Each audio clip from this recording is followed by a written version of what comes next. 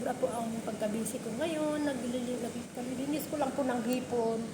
Naglinis po ako ng hipon, tapos nilagyan ko na po ng mga ganyan, lao, recado, dahil gagawin ko pong sweet and sour. Tapos nag-ready na po ako ng mga gulay, at saka pang-salad nila, tapos na po. At pagkatapos po ay magsasaing na rin po ako ng kanin nila. Busy po ako sa luto lang ngayon. Kaya, ayan, busy po talaga ako. Tapos magsaing na po ako ng kanin.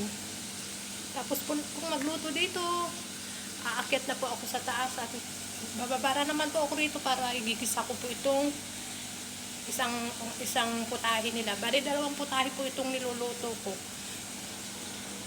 Kaya pasensya na po, ganito lang po ang video ko. At least naman po ay nakapag-video. Ay, Diyos ko, mahirap pala na nag-iisa po. Sa totoo lang, mahirap po akong nag-iisa.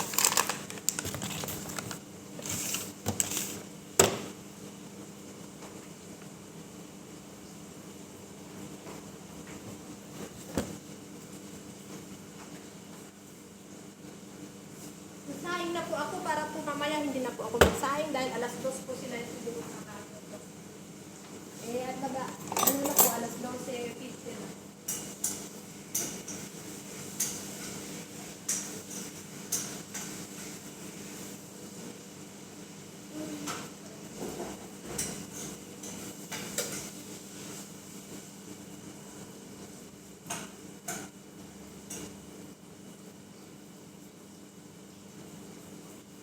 Fry ko lang po yung hipon.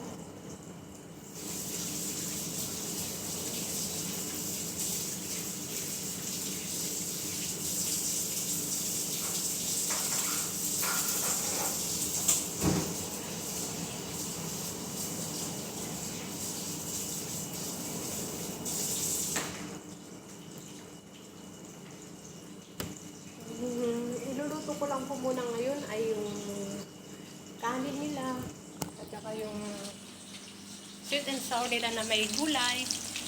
Tapos po yung isang putahe po, mamaya ko pa po lulutuin. Okay po, shout out na lang po sa aking channel. Please subscribe my channel po. At mamaya po akyat na po ako sa taas para maglinis ng kwarto po nila at saka mga comfort room po.